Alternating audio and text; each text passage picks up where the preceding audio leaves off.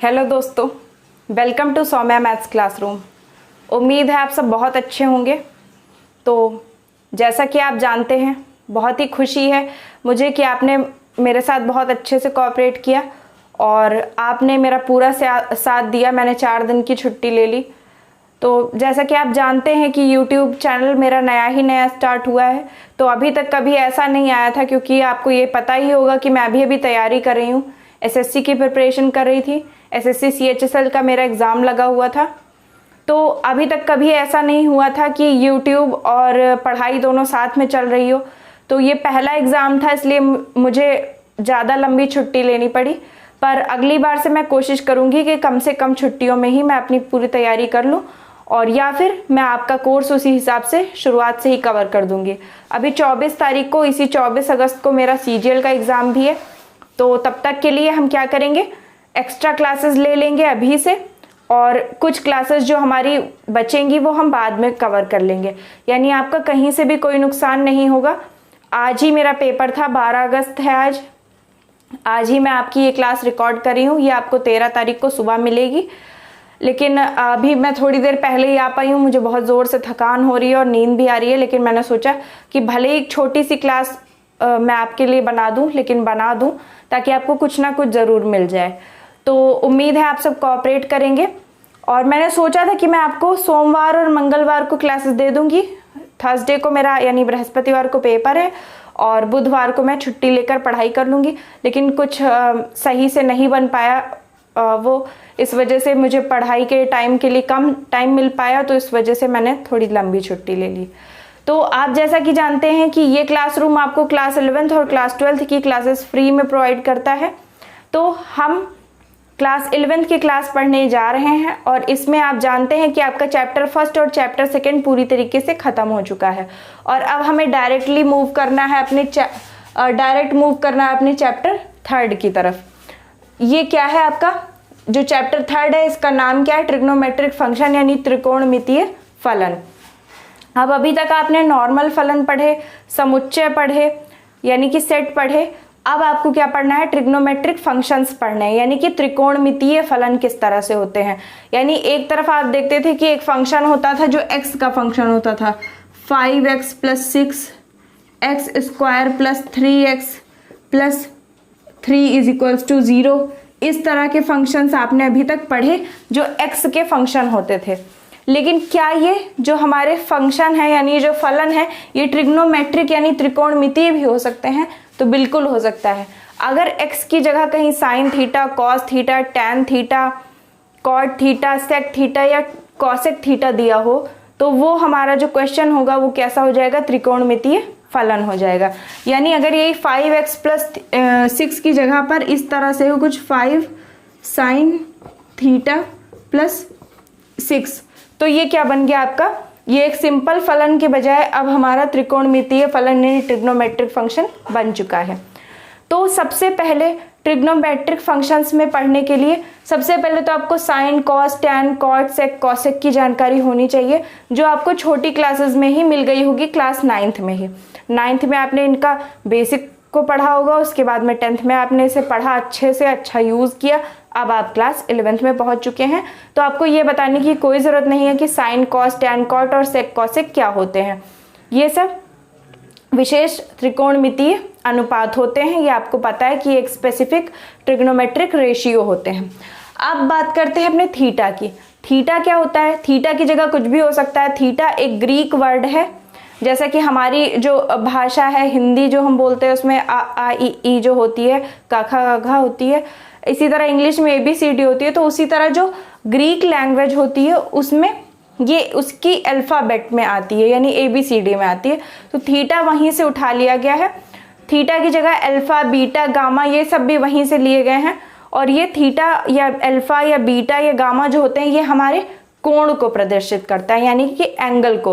और आप जानते हैं कि पूरी ट्रिग्नोमेट्री कहीं ना कहीं से एंगल्स के इर्द गिर्द ही घूमती है, क्योंकि साइन, कॉस, टैन, कॉट, सेक, कॉसेक तो एक अनुपात होते हैं, लेकिन उनमें हम अनुपात निकालते किन क्या हैं, मेनली हम अनुपात अपने कोणों का ही निकालते हैं। क्योंकि आप जानते हैं कि आप साइन, कॉस, सेक, कॉट, सेक, कॉसेक इनकी सबकी जो वैल्यूज है आपने 0 डिग्री, 45 डिग्री, उसके बाद में 30 डिग्री भी आएगा बीच में, 0 degree, 30 degree, 45 degree, 60 degree, 90 degree, 180 degree, इन सब डिग्रीज पर आपने इन्हें फाइंड किया है। तो ये जो 0, 30, 45, 60, 90, 180 हैं, ये सब क्या है? कोण है, कोणों के मान हैं। तो सबसे पहले ये समझते हैं कि कोण क्या होते हैं। तो कोण समझने के लिए हमें इसे इरेज करना पड़ेगा और समझना होगा कि कोण क्या होते हैं। आपने कई बार सुना होगा, ये तो आपने और भी छोटे क्लासेस से सीखा है, लेकिन आपके चैप्टर में है तो इसलिए मैं आपको बता देती हूँ कि किन्हीं भी दो रेखाओं के बीच में, जैसे ये आपकी दो रेखाएं हैं, इनके बीच में ये बनने वाला जो ये हिस्सा है, यानी ये जो क्षेत्रफल है, यही क्या कहलाता है? कोण कहलाता है। यानी इनका एक रेखा का दूसरे रेखा से जो झुकाव होता है उसको हम किससे मापते हैं? कोण से। क्योंकि जैसे कि मान लीजिए ये आपकी दो रेखाएं हैं, ठीक है, पैरेलल लाइंस हमने दो बना ली। अब इनके बीच की हमें दूरी ज्ञात करनी है। तो दूरी हम कैसे ज्ञात करेंगे? यहाँ से सीधी रेखा एकदम डाल लेंगे, यानी दोनों के ऊपर जो लंब हो, ऐसी रेखा खींचेंगे जो दोनों पैरेलल लाइंस के ऊपर लंब हो, और यहाँ से लेके यहाँ तक की दूरी को सीधा सीधा माप लेंगे, और वही क्या हो जाएगी? इनके बीच की दूरी। लेकिन वो तब हो सकता है जब ये दोनों पैरेलल हों। अब ये क्या कर रही हैं? यहाँ पर आप देख रहे हैं कि ये दोनों रेखाएं समांतर नहीं हैं, यानी कि एक दूसरे को आकर के एक बिंदु पर कट कर रही हैं, यानी काट रही हैं। तो अब इस स्थिति में हम इनके बीच की दूरी कहाँ से मापें? यहाँ से मापेंगे तो बहुत ज़्यादा है, यहाँ से मापेंगे तो उससे कम है, और अगर यहाँ से मापेंगे जहाँ पर ये दोनों एक दूसरे को काट रही हैं तो 0 आ जाएगी। तो हम कुछ फिक्स नहीं कह सकते कि इन दोनों जो रेखाएं हैं हमारी, यानी जो दोनों लाइंस हैं जो आपस में एक दूसरे को कट कर रही हैं, इनके बीच की दूरी आखिर है कितनी। तो इसी को समझने के लिए क्या किया गया? इसके बीच की जो माप है, यानी एक रेखा से दूसरी रेखा के बीच का जो झुकाव है, इन दोनों के बीच का परस्पर जो झुकाव है, इसको हम किससे मापते हैं? एंगल से। इसी को हम कहते हैं, हिंदी में हम इसे कहते हैं कोण, इंग्लिश में हम इसे कहते हैं एंगल। नॉर्मली हम इसे थीटा से प्रदर्शित करते हैं, यानी थीटा से डिनोट करते हैं। उसके अलावा आप इसे कुछ भी मान सकते हैं, ABCD भी मान सकते हैं, थीटा, अल्फा, बीटा, गामा, कुछ भी मान सकते हैं। तो यही आपका कोण होता है। इसे जल्दी से नोट कर लीजिए।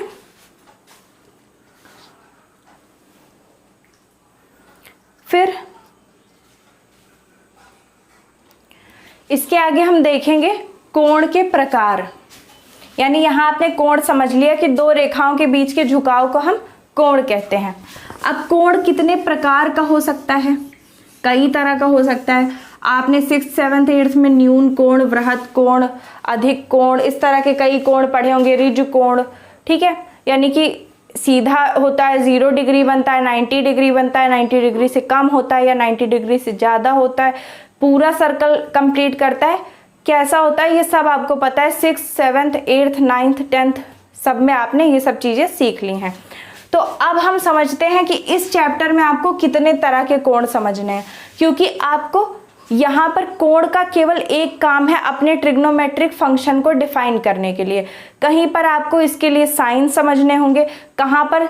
साइन का मतलब वो वाला SIN वाला साइन नहीं, साइन का मतलब SIGH वाला साइन, सॉरी SIGN वाला साइन, मतलब जो हमारा एक चिन्ह होता है वो वाला साइन। क्या डिसाइड करना होगा? जैसे आपने साइन थीटा लिखा, तो कहाँ पर साइन थीटा पॉजिटिव होगा, कहाँ पर नेगेटिव होगा, ये समझने के लिए हमें क्या ज़रूरत पड़ेगी?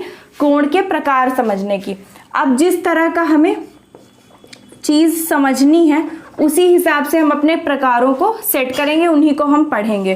काइंड्स ऑफ एंगल्स, यानी कि कोण के प्रकार।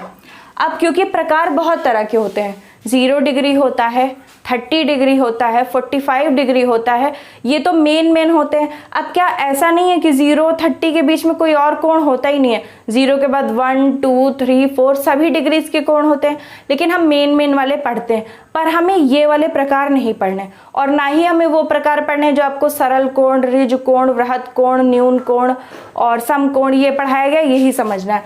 आपको क्या समझना है? क्योंकि आपको केवल साइन डिफाइन करने हैं कि यानी कहाँ पर पॉजिटिव आएगा, कहाँ पर नेगेटिव। तो हमें दो तरह के एंगल मेनली पढ़ने हैं। एक तो वो जिनमें ये रेखा नीचे है, ये हमारी मूल रेखा हो गई जिससे हमें कोण की माप नापनी है, जिसे हम प्रारंभिक रेखा भी कह सकते हैं। प्रारंभिक का मतलब जहाँ से हम प्रारंभ करेंगे मापना, इसी को हमने मापने के लिए एक आधार बनाया है और इसके ऊपर एक ये रेखा है, इसका हमें कोण मापना है। ठीक है, इसे हम प्रारंभिक रेखा या मूल रेखा भी कह सकते हैं।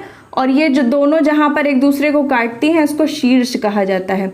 अब जब हम यहाँ से ऐसे करके कोण को मापेंगे तो आप जानते हैं, आपने कार्तीय तल यानी कि जो आपकी कोऑर्डिनेट ज्योमेट्री होती है उसमें आपने पढ़ा है कि ऊपर की तरफ जाने पर साइन पॉजिटिव होता है, नीचे की तरफ नेगेटिव होता है, दाएं हाथ की तरफ पॉजिटिव और बाएं हाथ की तरफ नेगेटिव होता है। तो आप देख रहे हैं कि आपकी जो प्रारंभिक रेखा है वो ये है और जिस रेखा को हमें मापना है वो ऊपर है। तो अगर हम यहाँ से जो हमारा कोण है उसे हम मापना शुरू करें तो मापने के लिए क्या होता है, वैसे तो आपके पास छोटी छोटी डिवाइस होती हैं, ये छोटा सा चांदा होता है, उनसे आप मापते हैं, लेकिन हम मेनली क्या मानते हैं, जैसे कि हमें पृथ्वी से चांद तक की दूरी चाहिए तो हमारे पास कोई ऐसा फीता, कोई ऐसा टेप नहीं है जिससे हम इसे माप सकते हैं। एक ही तरीका है कि हम पृथ्वी से चलना शुरू करेंगे और चांद तक जाएंगे। तो यहाँ भी हमने क्या माना कि हमारे पास कोई चीज़ ऐसी है नहीं जिससे हम मापेंगे, तो हमारे पास एक ही तरीका है कि हम इस रेखा से चलना शुरू करें, यहाँ तक जाएं। तो अब हम अपने जाने की दिशा देखते हैं। अगर हमारी दिशा क्या है, या तो हम दाहिने हाथ पे बढ़ रहे हैं या ऊपर बढ़ रहे हैं तो ये धनात्मक होगा, और अगर हम बाएं हाथ की तरफ बढ़ रहे हैं या नीचे जा रहे हैं तो ये ऋणात्मक होगा। तो हम देखते हैं कि प्रारंभिक रेखा हमारी सीधे है और जब हम इस रेखा का कोण मापते हैं तो हम ऊपर की ओर बढ़ रहे हैं, यानी यहाँ से ऐसे ऊपर की तरफ जा रहे हैं। तो इसका मतलब है कि इस कोण को हम क्या कह सकते हैं, धनात्मक कोण कह सकते हैं, यानी ये हमारा क्या है, पॉजिटिव एंगल है। जब हम किसी कोण को क्या करते हैं, जब हमारी प्रारंभिक रेखा नीचे होती है और जिसे हम मापते हैं वो उसे ऊपर रखते हैं, उस वाली लाइन को, तो क्या होता है, हमारा जो एंगल बनता है वो पॉजिटिव एंगल होता है, यानी कि धनात्मक कोण होता है। ये बात हो गई धनात्मक कोण की। अब इसी तरह अगर ऋणात्मक हो, तो अगर आपकी प्रारंभिक रेखा ये है और ये है आपकी प्रारंभिक रेखा और ये है आपका शीर्ष, अब शीर्ष से नीचे की ओर ये रेखा है जिसे आपको मापना है। अब इसका एंगल आप जब मापेंगे तो आप देख रहे हैं कि प्रारंभिक रेखा से आपको नीचे की ओर जाना पड़ रहा है। तो इस तरह से, यानी इस स्थिति में बनने वाला कोण क्या कहलाएगा, ऋणात्मक कोण या फिर नेगेटिव एंगल कहलाएगा। अब आपको इन दो तरह के कोणों को समझने का बस एक ही आपके पास काम था। जहां भी आपका साइन, कॉस, टैन, कॉट, सेक, कॉसेक आएगा वहां पर आप आसानी से पता कर पाएंगे कि आपका कोण जो है वो पॉजिटिव एंगल है या फिर नेगेटिव, और एंगल जिस हिसाब से होगा पॉजिटिव नेगेटिव उसी के हिसाब से साइन, कॉस, टैन, कॉट, सेक, कॉसेक, ये जो रेशियो होते हैं ट्रिग्नोमेट्रिक रेशियो, इनकी वैल्यू चेंज हो जाती है। वैल्यू तो वैसे वही रहती है, लेकिन क्या होता है आगे साइन चेंज होता है, और जब साइन चेंज होगा तो क्या होगा, वैल्यू ऑटोमेटिकली चेंज हो जाएगी। तो आप जल्दी से इसे भी नोट कर लीजिए या फिर इसका स्क्रीनशॉट ले लीजिए। अब इसके बाद में जो हमारा लास्ट टाइप है एंगल्स को समझने का, वो एक ये है, एक ऐसी स्थिति भी होती है जब हमारी प्रारंभिक रेखा और अंतिम रेखा, यानी जिसे हमें मापना है अंतिम रेखा, ये दोनों एक दूसरे के ऊपर ही होती हैं। अब ऊपर कैसे, आपको दिखेंगी नहीं, पर यही मान लीजिए कि ये एक रेखा थी और उसी के ऊपर दूसरी आ गई, तो ये दोनों एक दूसरे के ऊपर कब आ सकती हैं, जैसे कि ये रेखा इस तरह से सेट रही होगी और ये क्या करे, यहाँ से पूरा घूम करके फिर यहाँ आ जाए। तो यानी कि इसका मतलब क्या हुआ कि इस रेखा ने कहाँ से दूरी तय की, यहीं से ये चली और घूम करके फिर से यहीं पर आ गई। अब इसी को हम क्या कहते हैं, संपूर्ण कोण, या फिर इसको 360 डिग्री कहते हैं, यानी 360 अंश का कोण बनता है एक संपूर्ण वृत्त को घूमने में। जैसे कि आप किसी कुएं की चारों ओर की परिधि घूम रहे हैं, तो आप जहाँ से स्टार्ट करते हैं उसी जगह से जब घूम करके फिर से आएंगे आप उस जगह पर, तो क्या होगा, आप ये कह सकते हैं कि मैंने 360 डिग्री एंगल कवर कर लिया, यानी आप पूरा 360 डिग्री कोण घूम गए हैं। आप जानते हैं कि ये वृत्त जो होता है ये 360 डिग्री का होता है, और इसी तरह अर्धवृत्त जो होगा आधा होता है, क्योंकि वो 180 डिग्री का होता है। आज मेरी राइटिंग बहुत ज़्यादा अच्छी बन रही है क्योंकि मुझे बहुत ज़ोर से नींद आई है। तो प्लीज़ जल्दी से इसको भी नोट कर लीजिए, इसके पहले मैं क्लास में ही सो जाऊं।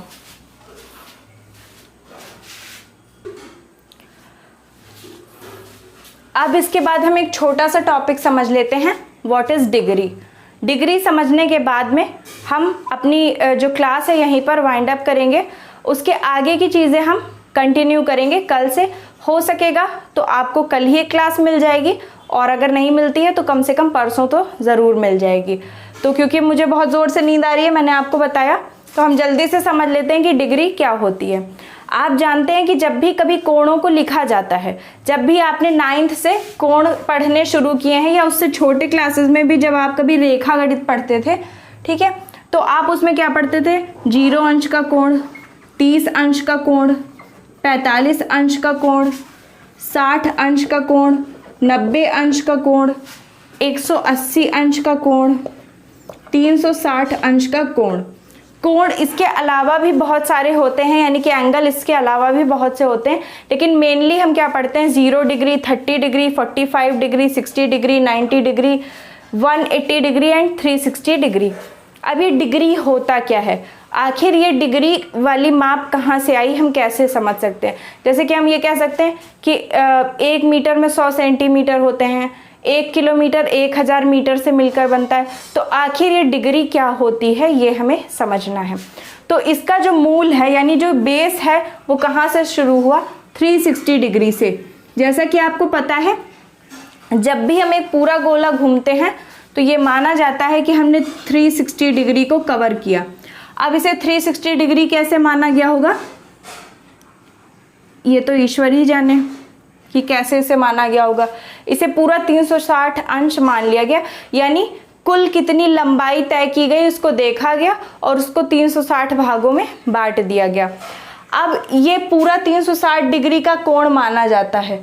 अब इसमें अगर हम डिग्री के बारे में पूछें तो डिग्री क्या होती है, जैसे कि आप जानते हैं, जैसे हम इसे लिखें डिग्री,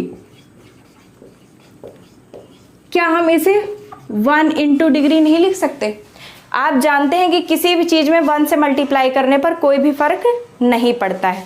तो अगर हम डिग्री को डिफाइन करना चाहें तो उसके आगे 1 से मल्टीप्लाई कर सकते हैं।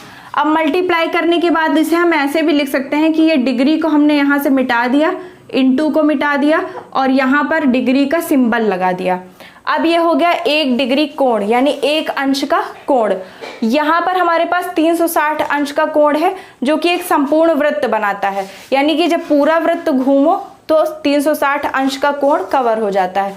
तो अगर इसी को हम क्या करें, 360 से भाग कर दें तो क्या होगा, 360 से 360 कट जाएगा, आ जाएगा 1 और ऊपर डिग्री का सिंबल लग जाएगा। तो यही कोण बन जाएगा 1 डिग्री, यानी 1 डिग्री। यानी कि जो 360 अंश का 1/360वां हिस्सा होता है उसी को हम 1 डिग्री कहते हैं। यानी कि 360 अंश का 360वां हिस्सा ही 1 डिग्री कोण कहलाता है। यानी जब हम पूरे वृत्त द्वारा कवर किए गए कोण को 360 से भाग करते हैं तो हमारे पास 1 डिग्री की वैल्यू आती है। अब 0 डिग्री क्या होता है, क्योंकि 1 डिग्री में 30 से गुणा कर देंगे तो 30 डिग्री निकल आएगा, 45 से कर देंगे तो 45 आ जाएगा, 60 कर सकते हैं, 90 कर सकते हैं, 180 कर सकते हैं और 360 भी कर सकते हैं। एक तो तरीका ये हो गया, जैसे कि हमें मान लो 90 डिग्री का कोण निकालना है तो इसके 2 तरीके हैं। एक तो आपके पास 360 डिग्री है, इसे 4 से भाग कर दीजिए, 4 से भाग करेंगे तो 90 डिग्री आ जाएगा। दूसरा तरीका क्या है, 360 डिग्री है, इसे 360 से ही भाग कर दीजिए और बाद में इसमें 90 से गुणा कर दीजिए। तो दोनों तरीके आपके हो सकते हैं।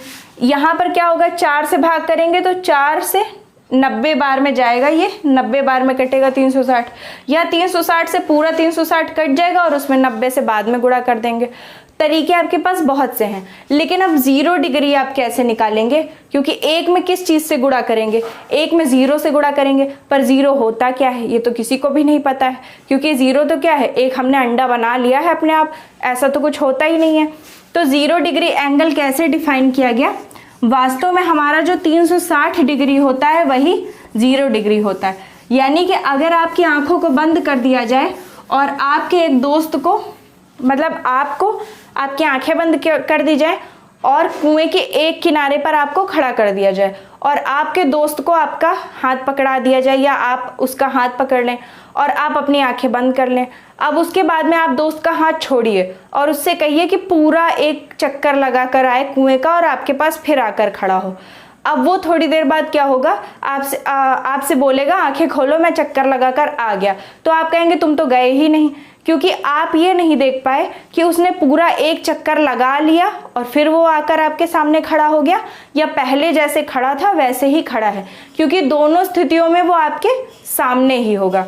यानी आप क्या समझते हैं, जैसे कि आप यहाँ पर खड़े थे, आपने यहाँ से चक्कर लगाना शुरू किया, आप फिर यहाँ पर आ गए, तब भी आपकी सिचुएशन वही है। और या अगर आप यहाँ पर खड़े थे और आप यहाँ खड़े ही रहो, तब भी आपकी सिचुएशन यही है। जबकि आप जानते हैं कि अगर आप यहाँ खड़े हैं और खड़े ही रहें तो आपने 0 डिग्री का कोण कवर किया, और जब आप यहाँ पर खड़े थे और आप पूरा गोला चक्कर लगा करके आ जाए तो आपने 360 डिग्री कोण कवर कर लिया। अब आप देखते हैं कि दोनों स्थितियों में आपकी पोजीशन वही है, जहां आप थे, जहां आपका स्टार्टिंग पॉइंट था, वहीं पर आप अभी भी खड़े हैं। तो इसका मतलब क्या हुआ कि जो 0 डिग्री होता है और 360 डिग्री होता है, इन दोनों में कोई भी फर्क नहीं होता, दोनों वही होते हैं। बस एक फर्क होता है कि 0 डिग्री में कोई काम नहीं हुआ होता है, जबकि 360 डिग्री में हम चल करके आए होते हैं। जैसे कि आपकी घड़ी जो है, अब एक घड़ी में 12 बजे हुए हैं, आप कैसे जानेंगे कि ये घड़ी चल रही है या नहीं चल रही है? अगर आपने पहले देखा होता उसे कभी, तो आप जान सकते थे कि हाँ ये अभी 4 बजा रही थी, फिर 1 घंटे बाद 5 बजाया इसने, फिर 6 बजाया, फिर ऐसे 10, 11 ऐसे करके 12 पर आई। या फिर ऐसा भी हो सकता है कि वो बहुत दिन से बंद हो और 12 पर ही अटकी हुई हो।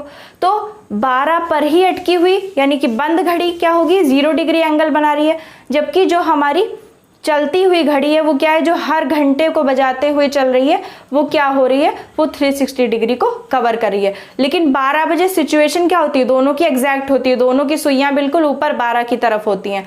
तो यही मतलब है कि 360 डिग्री और 0 डिग्री एंगल वास्तव में एक ही होते हैं, बस एक में क्या होता है, कुछ काम हुआ होता है, जबकि दूसरे में कोई काम नहीं हुआ होता है। तो आज हमने डिग्रीज को समझ लिया, एंगल्स क्या होते हैं उन्हें समझ लिया, पॉजिटिव नेगेटिव एंगल्स क्या होते हैं वो समझ लिए, सबसे मेन एंगल जो हमारा बेस होता है हमेशा हर एंगल का 360 डिग्री वो समझ लिया, और उसके साथ में हमने ये समझ लिया कि त्रिकोणमितीय फलन यानी ट्रिग्नोमेट्रिक फंक्शन क्या होते हैं।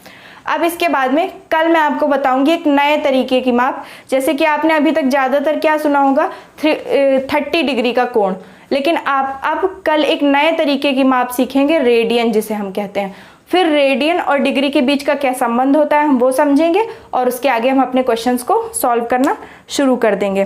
तो आज के लिए इतना ही, कल से आपकी क्लासेस प्रॉपरली स्टार्ट हो जाएंगी। आपका जो भी फ्रेंड ना जान पाया हो उसे ज़रूर बता दीजिए कि क्लासेस फ्री में चल रही हैं, और उसके अलावा जो बच्चे सोच रहे हो कि अभी भी छुट्टियां हो गई हैं, छुट्टियां चल रही हैं, तो उन्हें बता दीजिए कि नहीं मैम वापस आ चुकी हैं और क्लासेस स्टार्ट हो गई हैं। तो जल्दी से अच्छे से पढ़ाई कीजिए। इधर मैं पूरी कोशिश करूंगी 24 तारीख से पहले आपको ज़्यादा से ज़्यादा क्लासेस प्रोवाइड कर दूं, ताकि जो हमारा पिछला 4 दिन का नुकसान है वो भी कवर हो जाए, और आगे जो 1-2 दिन का अगले पेपर में होने वाला है वो भी कवर हो जाएगा। आप बिल्कुल भी चिंता मत करिएगा, अगर मैं आपसे 2 दिन की 3 दिन की छुट्टी लूँगी तो उसको मैं कवर भी कराऊंगी। तो तब तक के लिए चैनल को ज़्यादा से ज़्यादा सब्सक्राइब कर लीजिए, वीडियोस को लाइक कर दीजिए और वीडियोस को ज़्यादा से ज़्यादा शेयर कीजिए। जल्दी से सब्सक्राइबर्स का आंकड़ा 1000 प्लस कीजिए। देखिए जब ऑफलाइन क्लासेस हैं तो मैं पूरी मेहनत के साथ आपके साथ लगी हुई हूँ, सॉरी ऑफलाइन तो नहीं कह सकते, मतलब लाइव क्लासेस नहीं हैं। तो जैसे ही 1000 सब्सक्राइबर और 4000 घंटे का हमारा वॉच टाइम पूरा होता है, हम लाइव क्लासेस लेंगे। और ये भी भगवान से दुआ करिए कि जल्दी से जल्दी मेरी जॉब लग जाए, ताकि मैं आपकी जो मदद है वो पूरे मतलब अच्छे तरीके से कर सकूं। जैसे अभी कुछ होती हैं प्रॉब्लम्स, जैसे कि हम लोग खुद ही अभी पढ़ाई कर रहे हैं, तो अभी उतने बड़े स्तर पर कोई भी काम नहीं हो पाता। तो जैसे ही हम लोगों की जॉब लग जाएगी, हमारे कुछ फ्रेंड सर्कल है, सब मिलकर के आपकी बहुत अच्छे से मदद कर सकते हैं। तो तब तक के लिए थैंक यू।